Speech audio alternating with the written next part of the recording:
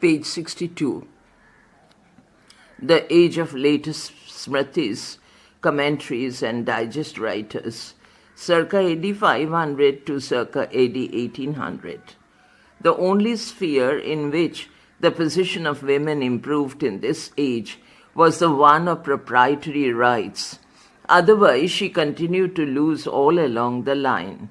The right of the widow to inherit the share of her husband came to be eventually recognized all over the country by circa AD 1200. In Bengal, the position was further improved by conceding her this right even when her husband had not separated from the joint family at the time of his death. The scope of the Stridhana was further extended by the Mitakshara school by including in it the property acquired even by inheritance and partition. The widow's estate continued to be a limited one, but in some parts of South India, page 63, she was allowed to gift it away for religious purposes without the consent of the reversioners. Reversioners, para. Proprietary rights apart, in all other spheres, the position of women continued to deteriorate in this period. Most of the causes responsible for women's degradation during the last period continued to operate in this age also. The Upanayana of women went completely out of vogue. From the theological point of view, the woman therefore came naturally to be regarded as of the same status as the Shudra. This inflicted an incalculable harm on their general status and prestige. The marriageable age of girls was lowered down still further. Towards the end of the former period, it was recommended that girls should be married just before the time of their puberty. It would appear that this did not exclude the possibility of a few negligent parents failing to marry their daughters before that time.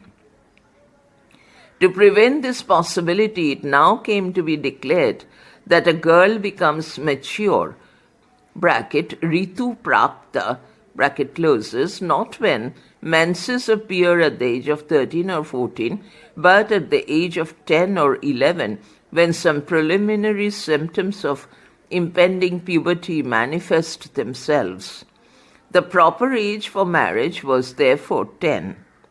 The age of 8, however, was regarded as the ideal one. Marriage in the case of girls corresponded to Upanayana, the case of boys, and the proper age for the latter was 8. In Kshatriya families, however, girls continued to be married at about the age of 14 or 15. Widow marriages had become prohibited at this period. The sati custom had become common in the fighting classes. The Kshatriya father therefore did not think of marrying his daughter at a tender age when there was always the possibility of his son-in-law dying before his beloved daughter had come of age in the frequent warfare that had become common at this time. Many Kshatriya ladies were often called upon to assume the reins of government as regents. So training in administrative duties and military exercises had to be given to them. This also necessitated the postponement of their marriage to a somewhat advanced age. Para. In the case of non-Kshatriya girls who were married at the age of 10 or 11, naturally no education worth the name could be imparted. Down to about 1200 AD, daughters in rich families continued to receive some literary education through special teachers. A few of them used to distinguish themselves as poetesses and critics down to the 10th century AD. But this tradition died down when the old aristocracy perished or declined in importance after the establishment of the Muslim rule. In ordinary families, naturally, page 64. Girls now began to grow in ignorance. No education worth the name was possible before the age of 10 or 11, which had now become the usual marriageable age. At the advent of the British rule, literacy among women was confined only to the class of dancing girls. Women in respectable families felt very uneasy if it was suspected that they were literate. Being generally illiterate and inexperienced, women naturally ceased to inspire respect, and the tendency to pass cynical observations about their weakness and worthlessness became more common. Para. Brides of 8 or 9 could naturally have no voice in the settlement of their marriages. They could also become no proper companions to their husbands owing to their immense intellectual inferiority. Their position, therefore, vis-a-vis their husbands further deteriorated. The Christian theologians were declaring at this time that the husband was the head of the wife, as Christ was the head of the church. Hindu Smritis advocated an exactly similar doctrine and maintained that the husband was the wife's God and her only duty was to obey and serve him. The evil example of royal harems made polygamy more and more fashionable. Marital faithlessness on the part of the husband became more common owing to the custom of child marriage. Early marriage was naturally followed by early maternity, which increased the mortality among women between the ages of 14 and 22. Young widowers of 25 or 30 were naturally more eager to follow the rule of Manu, which permitted an immediate remarriage, than to emulate the example of Sri Ramachandra, who declined to marry a second time. Widowers of 25 or 30, however, could get brides of 9 or 10 only. This enormous disparity between the ages of the two parties naturally helped the spread of concubinage in society. Its moral tone was affected, and it began to feel nothing objectionable in allowing dancing girls to sing and dance on holy occasions like those of Upanayana and marriage, or at the time of the religious service in temples. The opposition of purists to this custom proved of no avail, and eventually the association of dancing girls with sacred samaskaras and temple worship became quite common in several parts of the country. Para. Down to circa AD 500, permission was granted to child widows to remarry, though widow marriages in general had come to be tabooed. This permission came to be gradually withdrawn during this period. From about AD 1000, no widow in a respectable family could remarry, whatever her age might have been at the time of her husband's death.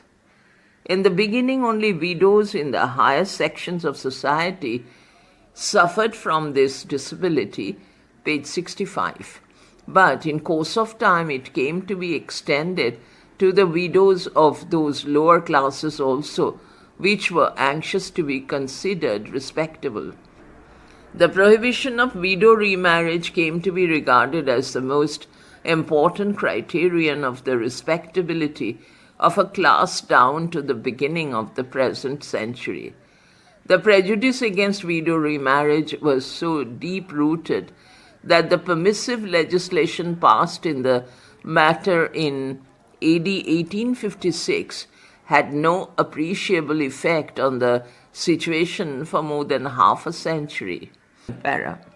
We have shown above that at circa AD 500, the custom of sati was meeting with considerable opposition from the thinking sections of our society.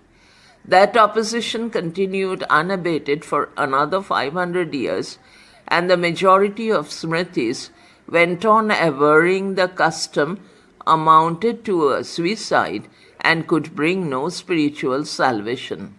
Eventually, however, owing to the growing appreciation of the ascetic ideals and practices, the custom of sati came to be surrounded with a halo and began to make a wider appeal. First, it was confined to the fighting classes. Smriti writers and their commentators down to about the 11th century declare that it would be sinful for a Brahmana widow to burn herself on the funeral pyre of her husband. Gradually, however, Brahmanas also began to follow the custom, as they did not like to be excelled by Kshatriyas in the pursuit of ascetic practices. Widows now had a dismal prospect before them. They could not remarry. Some of them who were very young must have felt it to be no easy task to walk straight on the narrow and difficult path of strict chastity. They therefore very often preferred the terrible ordeal of the sati to the tiresome life of the widow. Most of the widows who ascended the funeral pyres of their husbands did so quite voluntarily.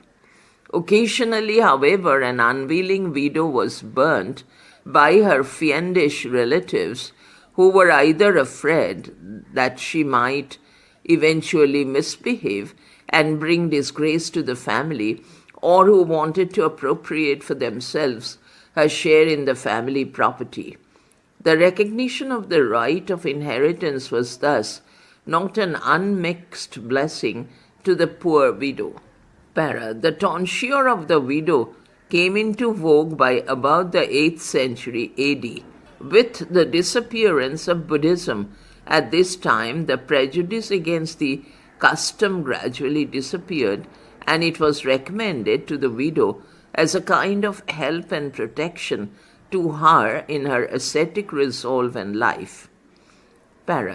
We have seen above that women were declared to be, page 66, of the same status as that of the Shudras, and so came to be gradually excluded from the study of an acquaintance with higher theology and philosophy. Women, however, are by nature more religious than men, and so a new type of religious literature was evolved to meet their needs and aspirations. This was the remodeled Pauranic literature. It enunciated the principles of Hinduism in a homely, easy, and attractive manner, illustrating them with a number of edifying stories. Pious people made provision all over the country for the exposition of Puranas to public audiences. Women became very well grounded in the culture of the race by habitually listening to this literature. Faith, almost blind faith, was, however, held up for high admiration in Puranas. It was therefore well developed in women, to the detriment, however, of rationalism. It must be, however, noted that reason was at a discount at this period among males also, both in India and Europe. We have seen above that the parda custom was beginning to get a footing in a few royal families in the last period.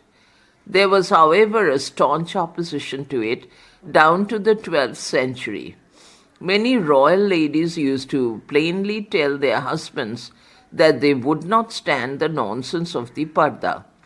As a consequence, the custom failed to become popular even among royal families down to about AD 1200. The advent of the Mohammedans, however, changed the situation. The customs and manners of the conquerors were imitated with as much zeal in the 13th as they were in the 19th century. In the beginning, the parda entered the families of feudatories and nobles, and then it gradually spread among higher classes in northern India. The Muslim influence was weak in the south, and so the parda found no general acceptance there. It got a footing only in a few ruling families. Text continued in next file. Page 66 continued.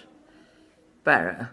Down to about AD 800, Smritis were emphatic in declaring that women who were forcibly taken into captivity or dishonored should be admitted back to their families. Pseudo-puritanical notions distorted social vision in this matter soon after circa AD 1000. Hindu society began to show a surprising callousness to women who had the misfortune of being carried away into captivity even for a very short time. An outsider like Al-Biruni could not understand the stupidity of the Hindu community in refusing to readmit men and women who had been captured and converted by force. If one's hand gets soiled, he argues one should proceed to cleanse and not to cut it. But Hindu society could not understand this very reasonable proposition. Page 67. From circa AD 1200, it refused to follow the lead of Smriti writers and declared that once a woman was converted or taken into captivity, nothing would justify her readmission to her old family and religion. This callous and unreasonable attitude has cost Hindu society very dearly. Had the women who had been forcibly converted or captured been readmitted into Hindu society, its population would certainly not have dwindled down to 75% of the population of pre-partition India. Para. The above survey of the position of Hindu women would show that their condition has been, on the whole, deteriorating during the last 2000 years. It is no doubt true that women, as a general rule, received similar and often worse treatment in contemporary times in several other civilizations, both in the East and the West. But this can hardly be a sufficient consolation or justification for us. For we had once already evolved a fairly satisfactory standard about the treatment of women, and then failed to act up to it owing to subsequent developments which we ought to have checked.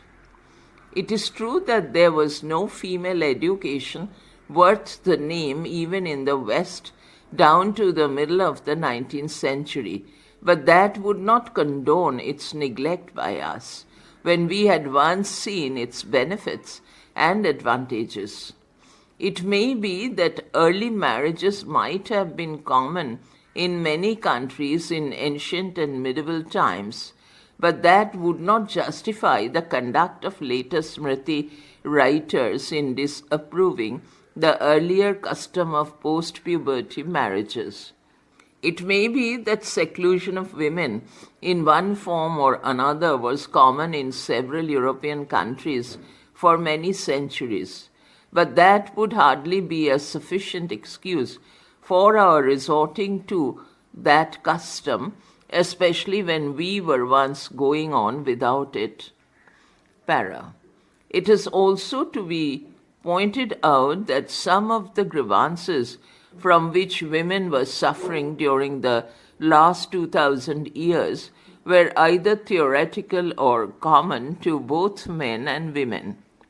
Thus, it was only a handful of Pandits who, under the influence of theological theories, regarded women as being of the same status as that of the Shudras. To ordinary society, however, women were symbols of purity, religiousness, and spirituality.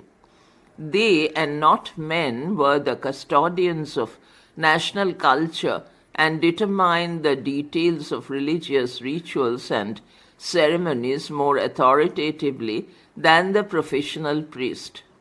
It is true that literacy among women rapidly declined during the last 2000 years, but the same was the case with men, though no doubt to a lesser degree. Outside priestly and commercial classes, page 68, literacy was not of great use either. The printing press was yet to come into existence. Books were very costly and almost unprocurable to men of ordinary means. The usual way of imbibing national culture and traditional wisdom was to listen to the village preacher, bracket, kathaka or pauranika, bracket closes, comma, and illiterate women had greater facilities and opportunities to do this than literate men. It is true that owing to the lowering of the marriageable age, brides lost all voice in the settlement of their marriages. But the same was the case with the bridegrooms also, who being only 14 or 15 could naturally have no effective say in the selection of their partners in life. It must be added that parents normally took all possible care to make the best possible choice. Moreover, it was an age when parental authority was instinctively obeyed. Not even one bride or bridegroom in a million ever dreamt of nursing any grievance for being denied a voice in the settlement of the marriage. Para. Even during the last 2000 years, the average woman continued to lead a happy and contented life, fondled by her parents, loved by her husband, and revered by her children. It must be, however, admitted that her cup of happiness was more frequently split in this period than ever before by the prohibition of widow remarriage, the revival of the sati custom, the spread of the parda, and the greater prevalence of polygamy and supersession. Society's attitude towards her was also one of patronizing condescension. It no doubt insisted that she should be properly cared for and attended to, but it did not take any effective steps to check the growing tendency to pass very uncharitable and utterly unjustifiable remarks about her nature and worth. It allowed the husband to trample underfoot the marriage vow quite openly, but insisted that it should be followed by the wife even if her husband were a moral wreck. Para. In a society living in an ascetic atmosphere, it may have been thought desirable to prohibit widow remarriage. In the modern age of morbid talkies and four-anna novels, to continue to insist upon that prohibition would be suicidal. Polygamy may have had some justification when a son was genuinely believed to be necessary for spiritual salvation. In a society which no longer subscribes to that belief, it becomes an odious institution. In an age when children were married very young and were accustomed to obey the parents instinctively, no one thought of questioning their sole authority to arrange their wards' marriages. In the new epoch, when marriages are taking place at an advanced age, and when, page 69, every adult has begun to claim absolute independence as his birthright, it would be no longer justifiable for guardians to exercise the same powers as before. Hindu society will have to remove a number of cobwebs in its ancient house and change and even revolutionize some of its customs and institutions in order to accord the proper place which justly belongs to women. Para. The detailed survey of the position of women that we have made in this article would be of considerable use to us in understanding and solving most of the problems that confront us today. Luckily, the need and advantage of female education female education is now fully understood.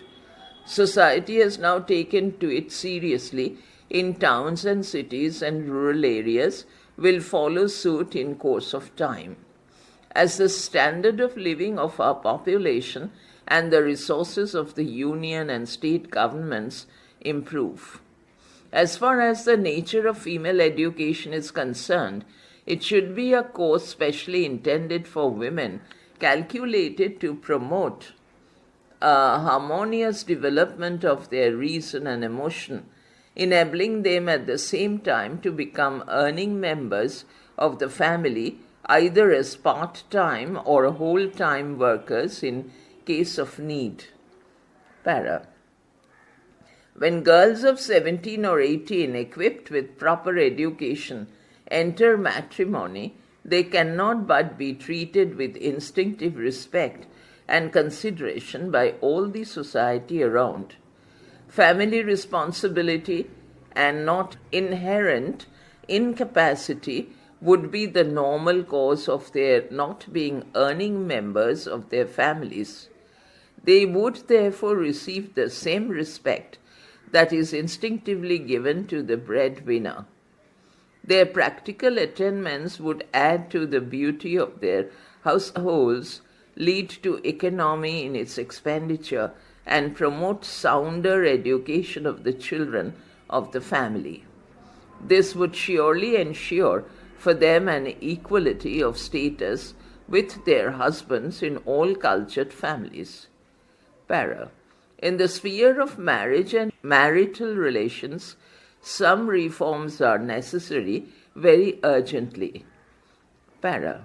It is high time now that polygamy should be legally prohibited. There is no doubt that legal recognition of polygamy is working an untold harm to a not negligible number of women who are superseded by their husbands, especially in uncultured classes. Para. It is now high time for us to insist, both in the East and the West, that there should be no double standard of morality in sexual matters. Husbands should be required to remain as faithful to their, page 70, marriage vows as wives. Any transgression in this respect on the part of the husband should meet with instantaneous and severe social opprobrium. Unfortunately, nature's partiality to man renders it very difficult to detect his transgressions, even when numerous. A single lapse of woman, on the other hand, is often betrayed by its consequences. Para. Marriage should continue to be regarded as a religious bond, normally indissoluble in this life. This world, however, is an imperfect one, and so would be also its most sacred ties sometimes. We must therefore frankly recognize that cases may sometimes occur where religion will have to dissolve the tie it had once created. The conditions of divorce should be very stringent, but its necessity in modern times has to be recognized. Para. Considerable difficulties are experienced in finding suitable matches for widows willing to marry. Public opinion must assert itself and insist that widowers should marry widows alone. Para. In the realm of the property law, further liberalization is necessary.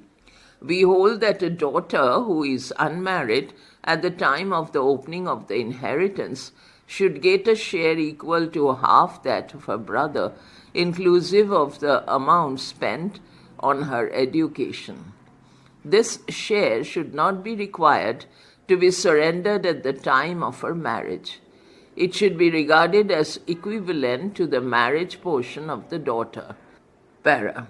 As a natural corollary of the joint ownership of the husband and the wife in the family property, and as a recognition of the valuable service of the wife in the management of the household, the law should lay down that 10% of the income of the husband should be converted into a new variety of stridhana, to be entirely at the disposal of the wife. Stop. This would remove the difficulties of the sensitive wife by keeping at her disposal a fund of her own in lieu of the share in the patrimony which is denied to her. Para.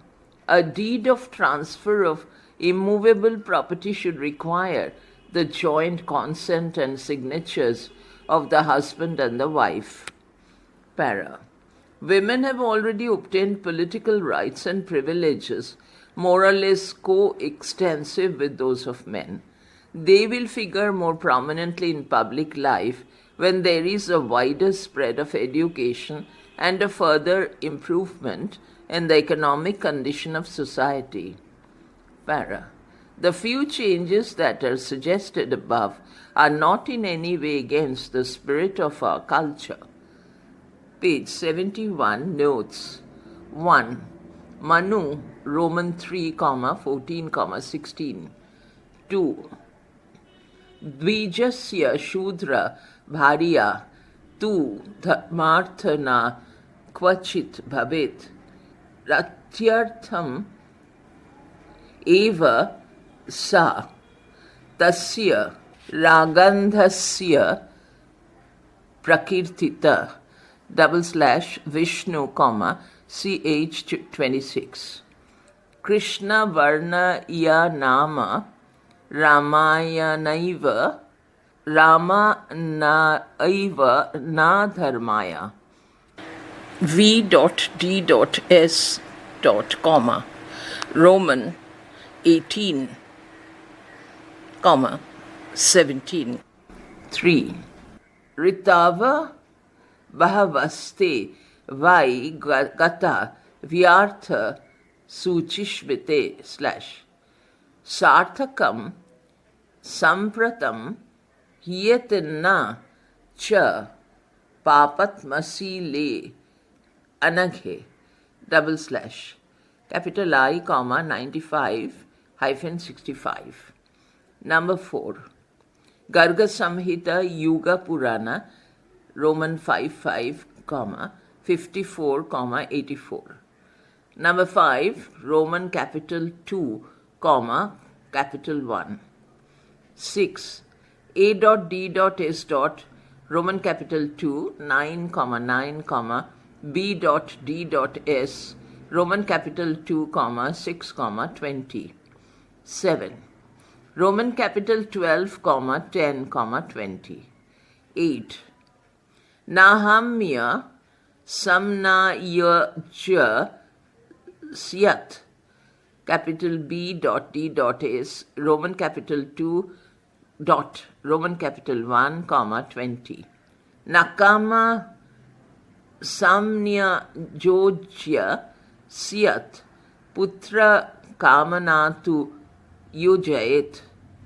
Yama in capital SCS P 225. Text continued in next file. Beyond the Altacarian paradigm. Page 72. New article. Beyond the Altacarian paradigm, towards a new understanding of gender relations in early Indian history. Uma Chakravarti. Discussion on the status of women has a unique position in the writing, teaching, and learning of early Indian history. Further, some of the conclusions of this discussion have actually found their way into the syllabi of schools and undergraduate courses. For whatever it is worth, there is some information on women in almost every textbook on ancient India.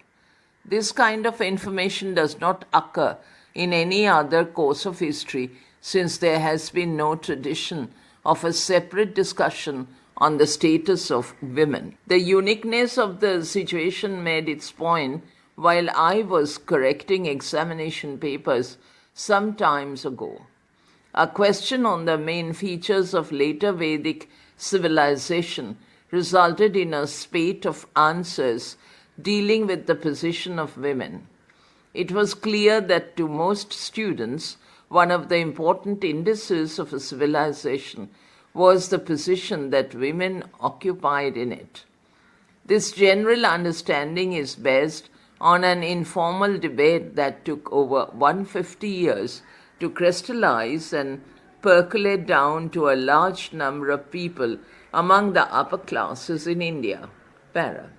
The existing material on women in early India, however, has a seriously limiting dimension to it, especially when we consider the negative effect that such work has had on a real understanding of women in history. It might therefore be worthwhile to explain why the first historians undertook studies of the status of women, why they remained confined essentially to ancient India, and also review the state of the existing literature so that one may be able to evaluate the worth of the available studies.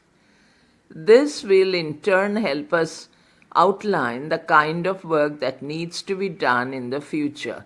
The women's question took a central place in the early stages of the national movement. The socio-religious reform movements of the 19th century advocated a reform of Hindu society whose twin evils were seen as the existence of caste and the low status of women. Page 73.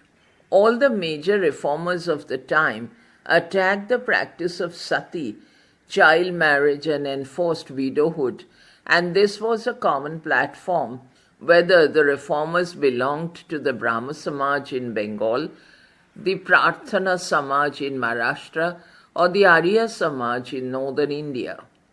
The preoccupation with these questions was derived, at least in part, from the dominance of Sanskritic models in the 19th century, since the major thrust in the debate came from within the upper sections of the Hindu community. The above-mentioned characteristic has survived in the women's question even in contemporary times, where the study of the identity of women is based almost entirely on Sanskritic models and the myths conditioning women. Para.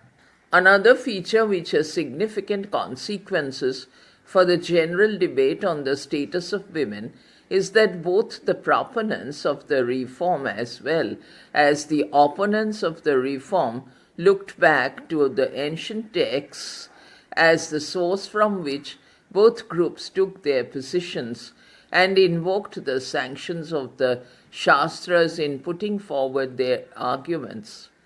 This naturally necessitated a study of the position of women over the course of history.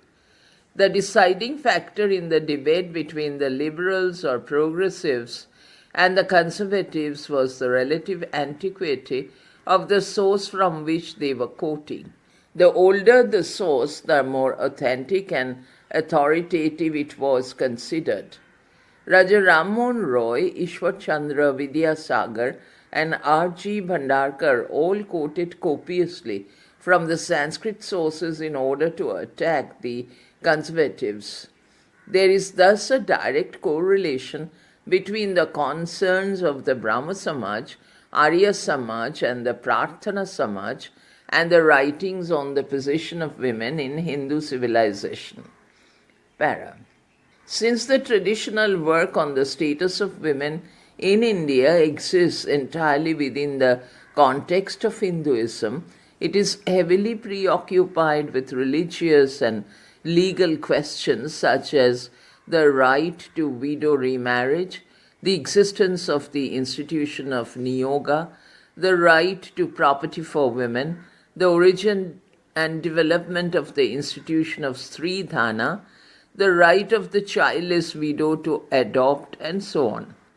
On the religious front, there is an obsession with the right of a woman to perform religious sacrifices, either by herself or with her husband, as also with her interest and involvement with the pursuit of religious goals. The social position of women is usually concerned with the inclusion or exclusion of women in public assemblies and their right to education. On the whole, the perspective on women is confined, page 74, to seeing them within the context of the family. It is the status of women within the family and primarily in the relationship of wives to husbands with which the traditional writers were concerned. Para.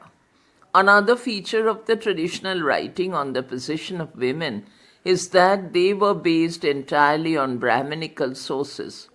Even if these sources are considered to be reasonably authentic, which I have reason to doubt, they carry the problem of A, an inherent bias of the Brahmanas, B, reflecting the precepts of the Brahmanas rather than the actual practice of the people, and C, confining themselves to the upper castes. At best, the existing work can be termed as a partial view from above. How unsatisfactory such unconditional reliance upon Brahminical sources has been will be clear further on in this paper. Para. The analysis of the position of women in ancient India has also been colored by the fact that almost all the works have been written by scholars who would fall within the nationalist school of history. Writing at a time when Hindu social institutions were being subjected to fierce criticism by a generation that was imbibing Western education and Western values, these scholars worked hard to show that the position of women had been high in the ancient past. The contemporary evils reflecting the low position of women were responsible for the Hindu sense of inferiority in relation to their ruling masters. As a reaction, Hindu scholars argued that the evils were only a temporary aberration and could easily be eliminated. The general thrust of the work has therefore been to demonstrate that the status of women was very high in the Vedic period. According to this view, there was a general decline afterwards, reaching rock bottom with the coming of the invaders, especially the Muslims, who abducted Hindu women and violated them, and these circumstances resulted in the development of such evils as parda, sati, and female infanticide. This view has become widely prevalent since it appears regularly in popular literature and vernacular journals, but we must point out that it is only an extension of traditional academic research. Para. Here is a fairly representative example from the pen of a woman scholar, Cologne, quote, "The 10th and the 11th centuries saw the advent and later the firm establishment of Mohammedans in this country. When Hindu culture came into clash with a culture far different from its own, the leaders of society began to frame rules and laws to safeguard their interest, especially the position of women. Rigorous restrictions were placed on them. ... Page 75. We find at this stage child marriage firmly enforced. The death of a widow was preferred to her falling into evil hands. Hence, self-immolation of a widow was enjoined by the law codes, giving the unfortunate victim the hope of heavenly bliss.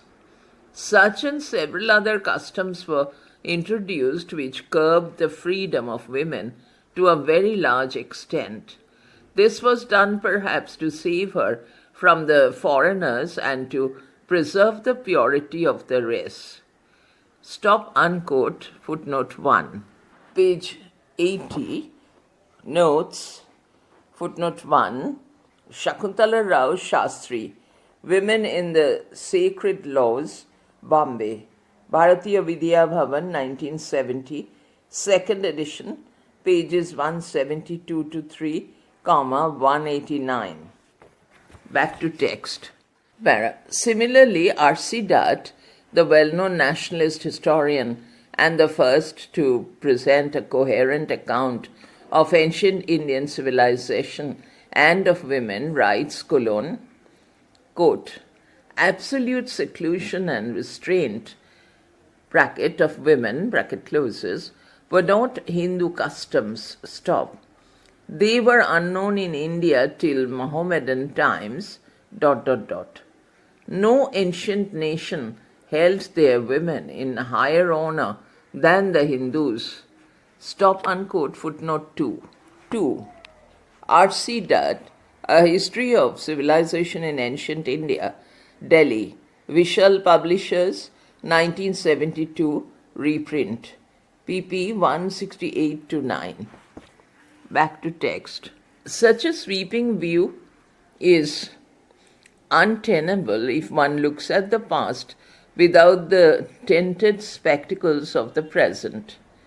Even if one were to confine oneself to Brahminical sources, there is enough evidence to show that women of the upper castes did not have access to the public domain by the early centuries of the Christian era, and that Manu and other lawgivers recommended early marriage for girls.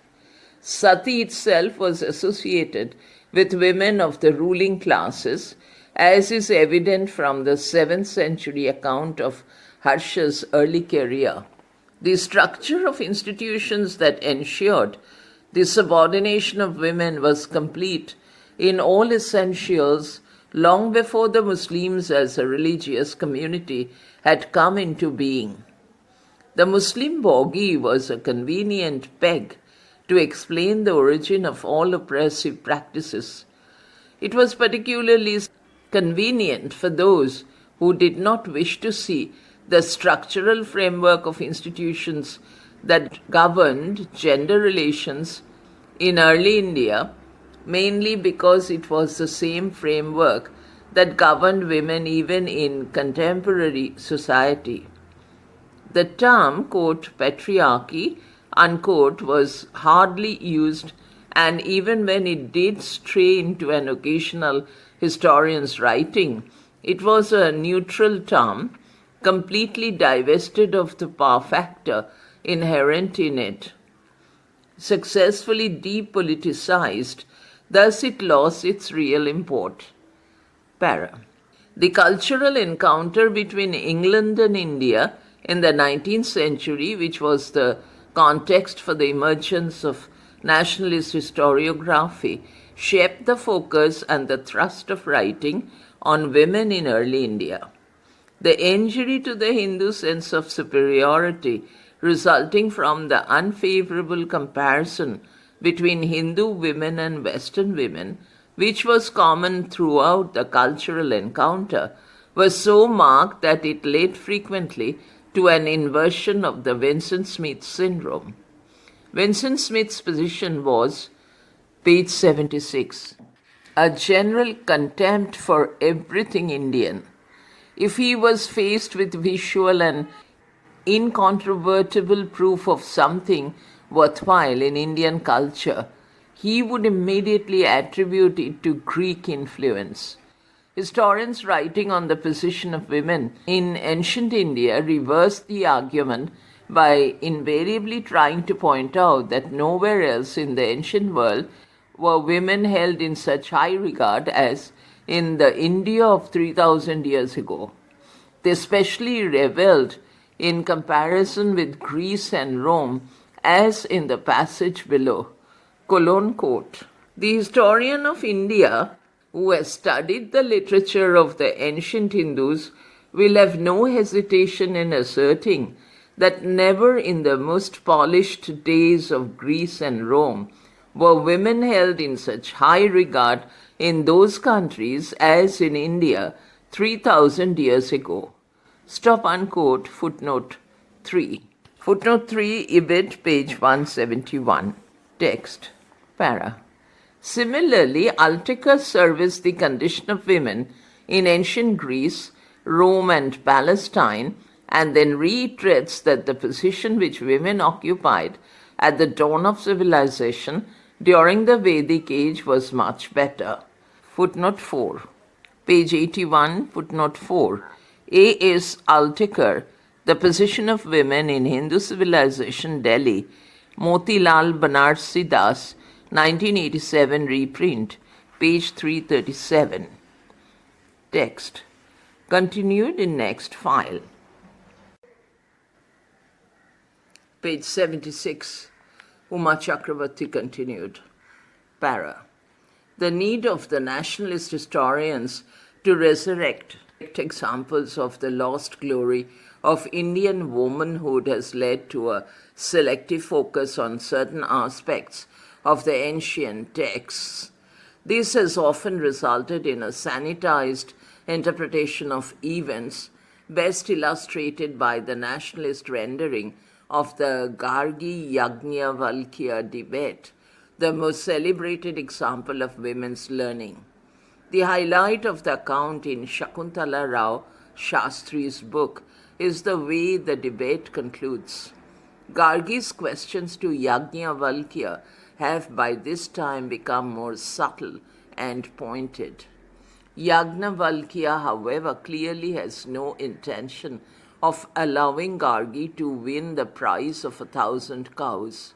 At this stage of the debate, he arbitrarily threatens Gargi with dire consequences if she persists in questioning him, and so eliminates her from the contest. Despite this, Shakuntala Rao Shastri sums up the episode without pointing to the unfairness of this clearly memorable confrontation between two philosophers, one a man and the other a woman.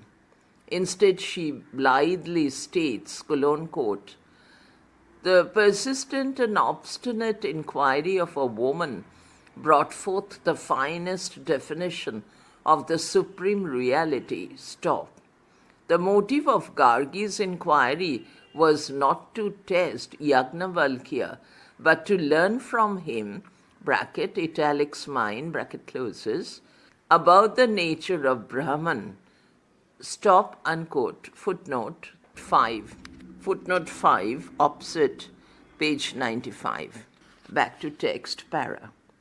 Thus, Gargi's fearlessness, independent mind, and her ability to take on a well-established philosopher is watered down in Rao Shastri's account. More importantly, the unfairness of the contest is glossed over in order to present a picture of blissful, harmonious pursuit of philosophical truth. Page 77, para. The best known and most internally coherent nationalist work on women in Altekar's study on the position of women in Hindu civilization. His work is based primarily on Brahminical sources and outlines the position of women from earliest times right up to the mid-50s of this century, when the Hindu Code Bill was under consideration. Altekar's work represents the best that is available to us by way of women's studies in history, but it also shows up very sharply the limitations of the traditional approach. Although the work unravels in detail the entire body of opinion of the lawmakers on such areas as the education of women, marriage and divorce, the position of the widow, women in public life, proprietary rights of women, and the general position of women in society, it is steeped in the nationalist understanding of the women's question. Further, his overwhelming concern is with women in the context of the family, and one almost gets the feeling that the status of women needs to be raised in order to ensure the healthy development of the future race of India. In this, he was reflecting the opinion of nationalist writers from the second half of the 19th century who placed tremendous importance on the physical regeneration of the Hindus. Para. A study of Altekar's work will indicate the limitations inherent in his approach. His theoretical framework is spelt out in the very first page of his work. According to him, quote, one of the best ways to understand the spirit of a civilization and to appreciate its excellence and realize its limitations is to study the history of the position and status of women in it. The marriage laws and customs enable us to realize whether men regarded women as market commodities or war prizes, or whether they realize that the wife is, after all, her husband's valued partner, whose cooperation was indispensable for happiness and success in family life. Bracket, italics mine, bracket closes, stop. Footnote 6. Footnote 6, opposite page 1. Text. Para. Altekar's own genuine commitment to reforming women's status led him to sometimes making quaint statements which he intended as positive and progressive.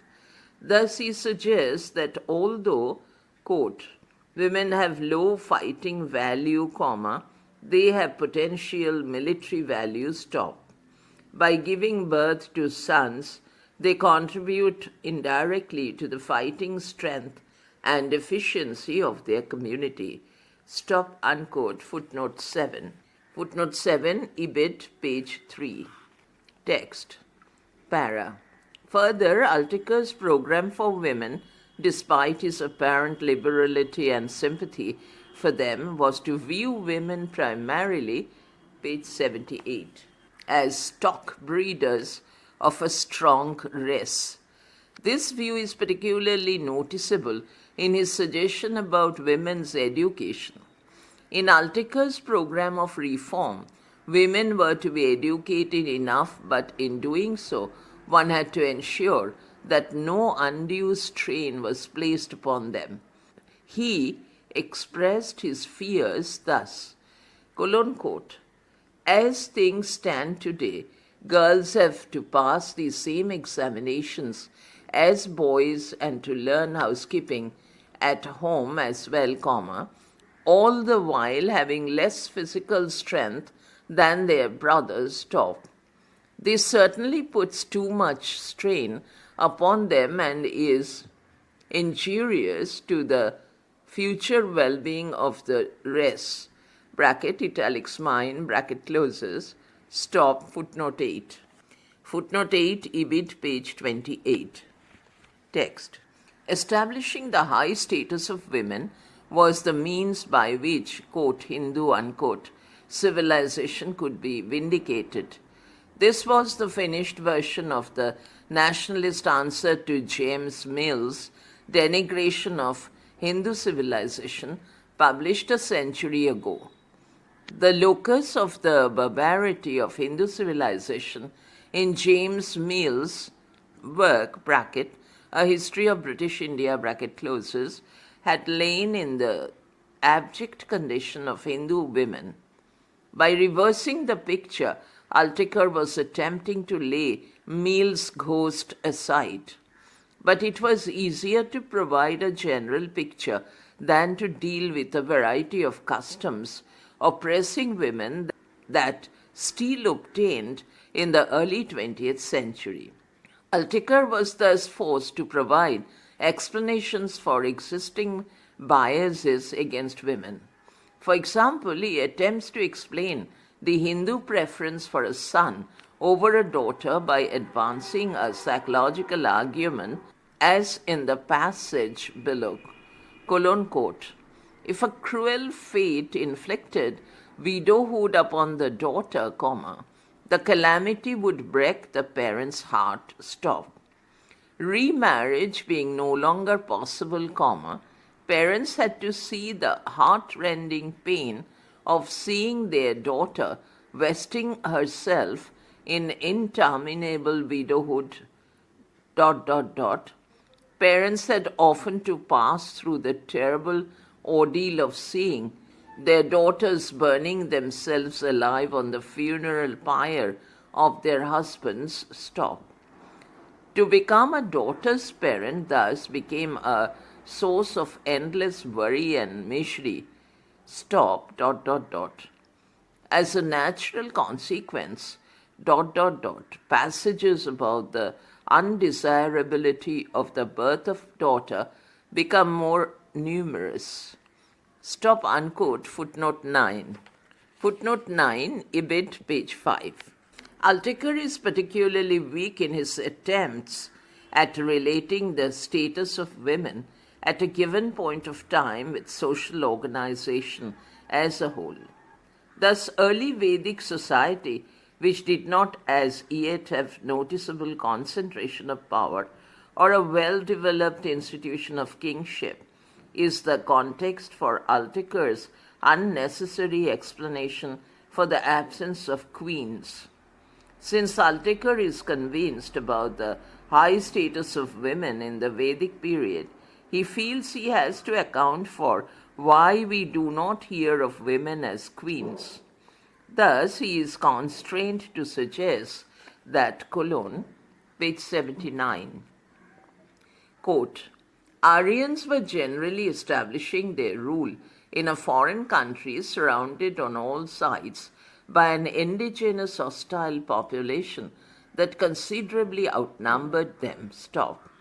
Under such circumstances, queens ruling in their own rights or as regions were naturally unknown. Bracket italics mine, bracket closes, stop.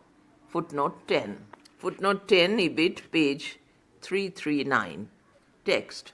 Similarly, Altecker has a facile explanation for why women did not own property.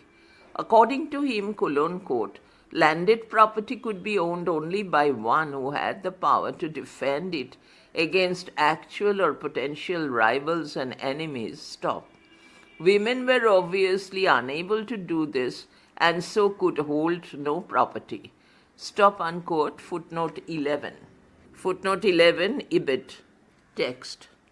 In his inability to see women within a specific social organization and recognizing patriarchal subordination of women, Altecker was not unique. Like others, he was reflecting a deeply internalized belief in biological determinism and therefore in the physical inferiority of women. Very occasionally, however, Altecker shows flashes of insight into the socioeconomic context within which women's subordination was achieved. For example, in his analysis of the causes for the, quote, fall, unquote, of the status of the Aryan women, Altecker suggests a connection with the subjugation of the Shudras as a whole. He argues that the Aryan conquest of the indigenous population and its loose incorporation as members of a separate Varna had given rise to a huge population of semi-servile status. In such a situation, Aryan women ceased to be producing members of society and thus lost the esteem of society. But even as he makes this broadly contextual explanation, Altecker is insensitive to the crucial distinction between the participation of women as producers and participation in terms of controlling production. Thereafter, Altecker's semi-historical insight is unfortunately lost and popular prejudice takes over. Like the ancient Brahminical lawgivers, he appears to have a horror of Shudra women as in this passage, quote, the introduction of the non-Aryan wife into the Aryan household is the key, bracket italics mine, bracket closes, to the gradual deterioration of the position of women. Stop. The non-Aryan wife, with her ignorance of Sanskrit language and Hindu religion, could obviously not enjoy the same religious privileges as the Aryan concert, bracket italics mine, bracket closes, stop.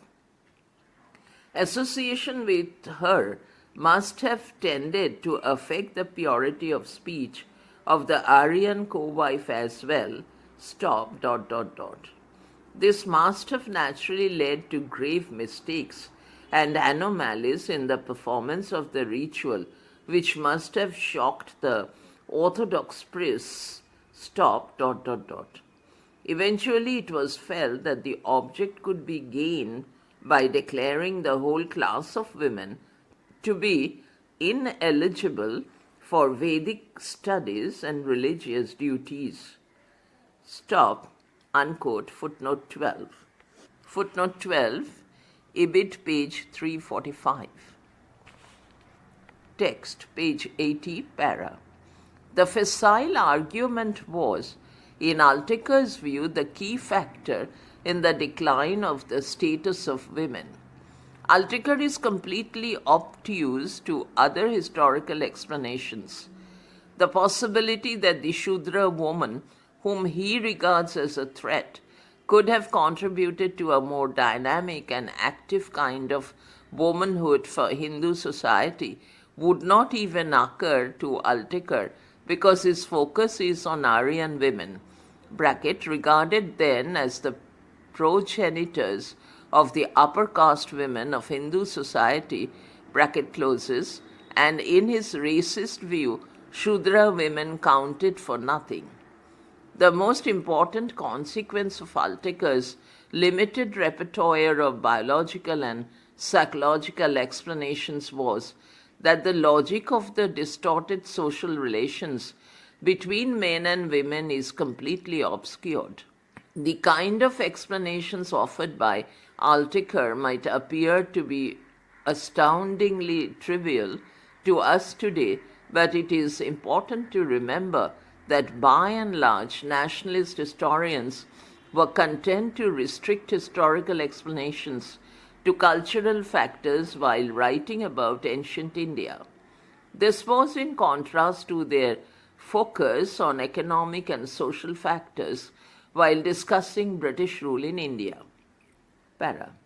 In summing up nationalist historiography on women in early India, we might draw attention to the fact that the Alteker paradigm, though limiting and biased, continues to nevertheless influence and even dominate historical writing.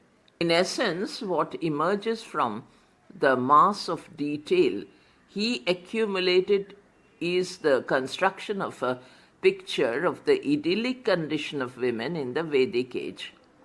It is a picture which now pervades the collective consciousness of the upper castes in India and has virtually crippled the emergence of a more analytically rigorous study of gender relations in ancient India. There is thus an urgent need to move forward and rewrite history, a history that does justice to women by examining social processes and the structures they create, thus crucially shaping and conditioning the relations between men and women.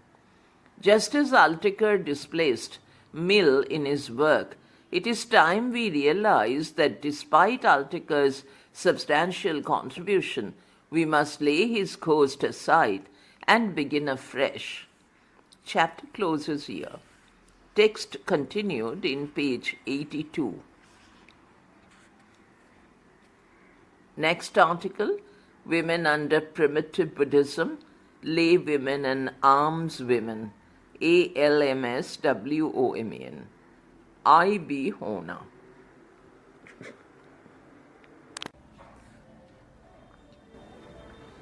Page 82. Women under Primitive Buddhism, Lay Women and Alms Women, ALMSWOMEN, Alms Women, I.B. Hona, HORNER. Introduction. Oral transmission of learning was the traditional mode in India. Yet, this manner of preserving the teaching and discipline was probably not a more reliable way of excluding later interpolations than was transmission by handwriting. Para. Another force disruptive of the purity of the original canon was lodged in the followers of Gautama. They also were teachers and not merely passive, docile disciples. They would not necessarily hand on the teaching of the master, M capital, exactly as they had received it from him, but would now and again change words in order to emphasize the special points which appealed to them. Para. Still another inherent difficulty in dealing with the Pali texts arises from the various editions, glosses, and revisions which they have undergone at the hands of the monks. In consequence, it is sometimes impossible to disentangle the original matter from later accretions, and in many places it appears as if much of what Gautama taught, said, and did has become lost or distorted. If the monk factor be kept in mind, some of the distortion may be accounted for and in part rectified. It partially explains the views more favorable to monkdom than to lay life, more favorable to men than to women, which are usually ascribed to Gautama. Para. The following survey is an attempt to fill up one of these lacunae and to present the position of the lay women and of the alms women in historical focus. The material for the study of the lay women has been gathered from the canonical literature and also from the bracket later, bracket closes, commentaries, the Jataka books, and the Milinda Panha. Most of the material for the account of the alms women is to be found in the Vinaya Pitaka, one of the oldest Buddhist books in existence, and particularly in those portions of it known as the Bhikkhuni Khandaka, bracket, that is the 10th and last Khandaka of the Chullavagga, bracket closes, and the Bhikkhuni Vibhanga, page 83. These prescribe the rule and discipline for the outward life of members of the order.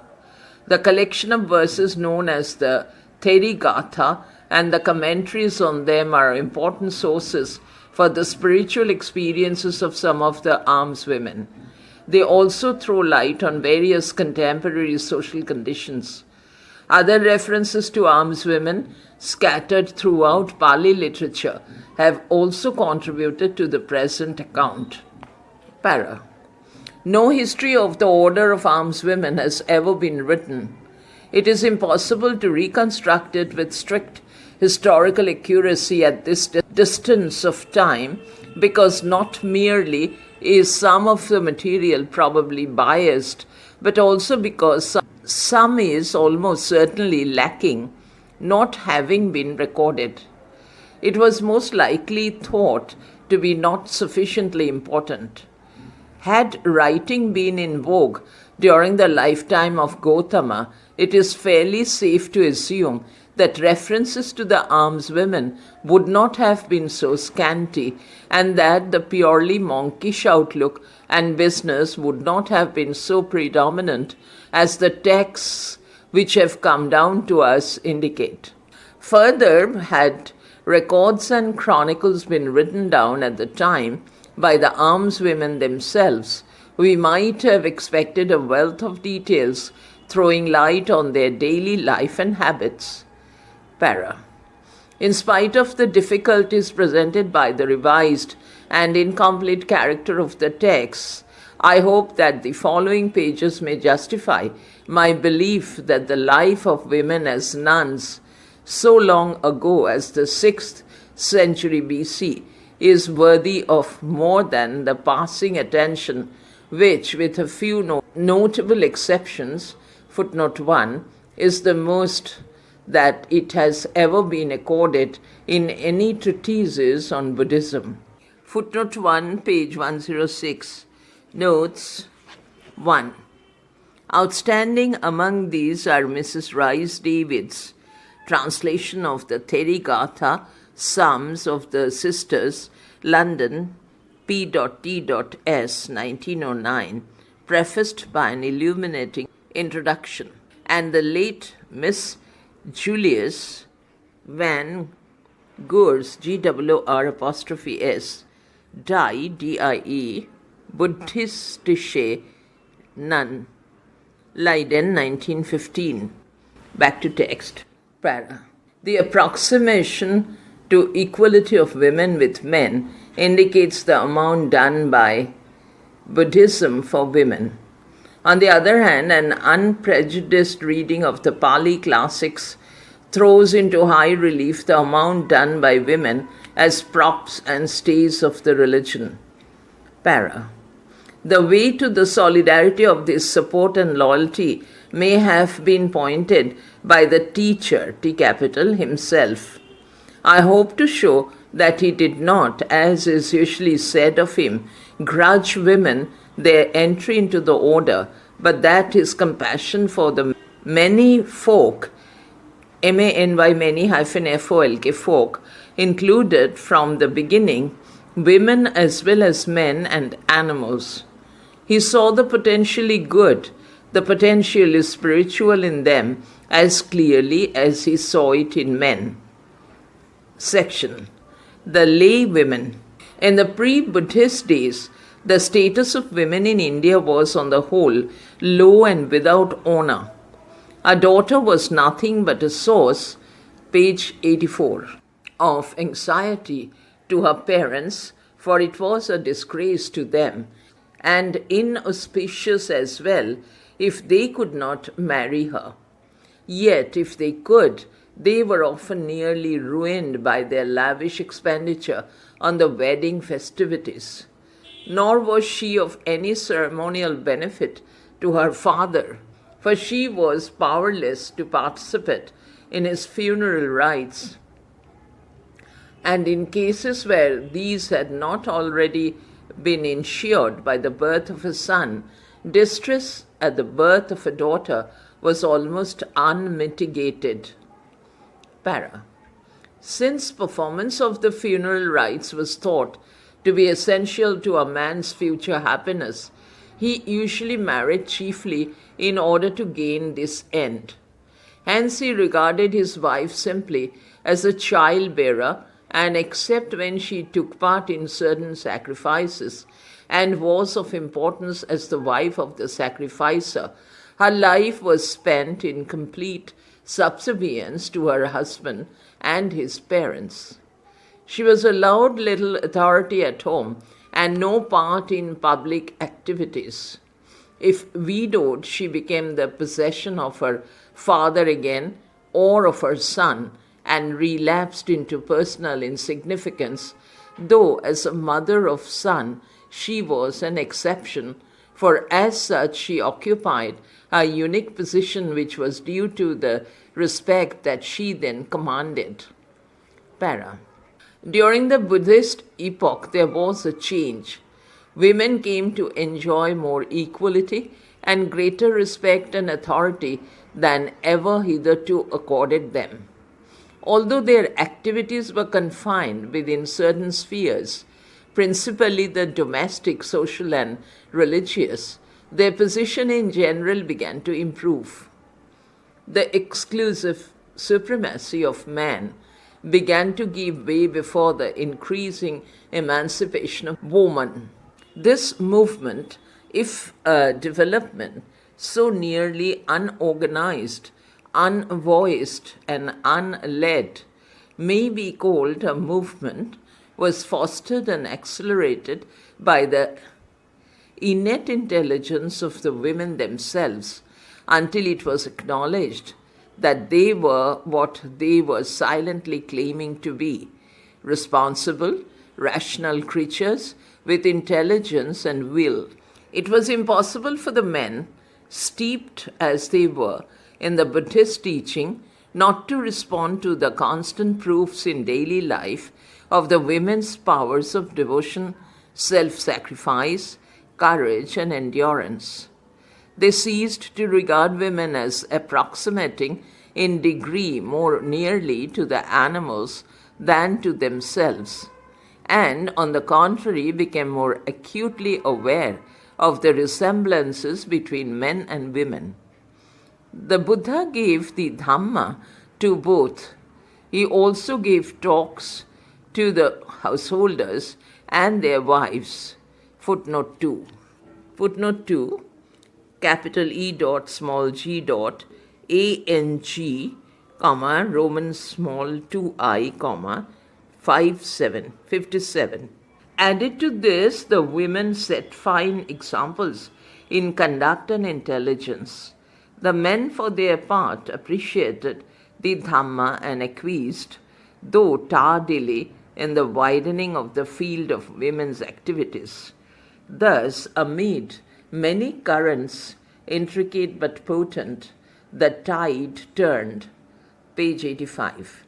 And in its flow, the position of women, as manifested in secular affairs, became one which was no longer intolerable and degraded, but one which was honorable and therefore bearable. Women were acknowledged at last to be capable of working as a constructive force in the society of the day. Para. Grief at a wife's death is not a phenomenon which would have been of much interest to the recorders. They would have regarded it as a natural and normal reaction of those who, living in the world, were bound by a mighty fetter. But from their point of view, they would have deplored it as denoting a wrong and muddled apprehension of reality. Its very commonness as a strand of human experience made it perhaps inappropriate to record. Hence, it is not surprising that records of the grief of only 3 husbands have been included in this literature. Harita's, footnote 3, survives as his reason for joining the arms men, and Pasenadi's, footnote 4, and Munda's, footnote 5, because they were famous kings. Events of Pasenadi's reign are often chronicled. Hence, it is only to be expected that his lament for his queen Mallika, beloved too by all his subjects, should also be inserted. Para. A wife's grief at her husband's death would naturally pass almost unrecorded, and little trace of it survives. Footnote 6. Footnote 3, Theragatha, Roman small, 29. Footnote 4, Ang, Roman small 3, 57. Footnote 5, Ang, Roman 3 small, 57 FF. Rice Davids, CHI Volume 1, p. 189, points out that Munda and his queen Bhatta are post-canonical, having begun to reign about 40 AB. 6. Patachara mourned for nearly all her dead relatives, not only for her husband. Text. Para. The question of the remarriage of women who were not widows is one for which there is but meager evidence. But the pieces that exist are direct and important. There is no indication in the texts that the cases which they describe were in fact isolated. 2 appear to have been cases of actual remarriage, 2 others of possible remarriage. Isidasi, footnote 7, married one husband after another. Footnote 7, Therigatha, Roman LXXII. Text. From the lack of contemporary comment on her conduct, it may be concluded that she was acting in conformity with public opinion rather than in opposition to it. that she was not adopting a course which was in any way unusual, and that in all probability there were other women who married again, but who were perhaps more fortunate in finding happiness with a second husband. The other cases bear out this interpretation. For example, the Dhammapada commentary in the sequel, which it introduces to the story of Kana, footnote 8, says that when her husband married another wife, she was taken as a daughter by the king and later married by him to a great noble. A Savati, S-A-V-A-T-T-H-I woman, quote, visited her own people's home, and they wanted to take her from her husband and marry her to someone else whom she did not like. Unquote, stop. Footnote 9. Footnote 8. Dhammapada commentary on verse 82. 9. Majjhima, Roman 2 small, 109. Text. This clause reads also as if there were no religious or social obstacles, page 86, to be overcome in being remarried, but as if it were a step that could quite easily be taken without raising any scandal. So also does a passage in the Jatakas, footnote 10. Footnote 10, Jataka 39. Text. An old squire who had a young wife, thinking of the days when he would be no more, is described as saying that as soon as he is dead, this girl, his wife, being so young, will marry, heaven knows whom, and spend all his money instead of handing it over to his son and heir. The deemness that otherwise shrouds this topic cannot be taken to mean that remarriage did not occur, and various reasons might be adduced to account for the sparseness of the data. In the first place, the texts were written down later than the events which they purport to record. In the interval, much concerning the lives of women may have been forgotten. Men were the repositories of learning, of stories and legends, and the task of repeating the material to be monks for incorporation into the texts which they were editing would fall mainly, if not entirely, to men. They would tend to remember chiefly events and customs concerning themselves, and to let those concerning their women folk fall into oblivion. But neither the laymen nor the monks could totally ignore the worth that some of the women forced them to see in them.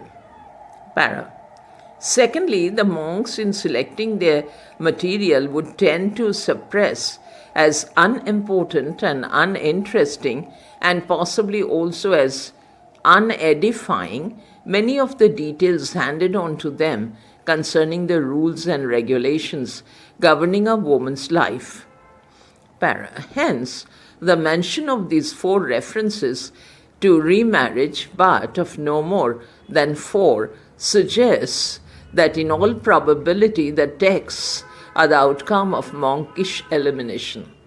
Yet, over and above this, the opening of the order to women must have acted as a partial preventive to remarriage. Several women are recorded to have left the world when their husbands did. Footnote 11.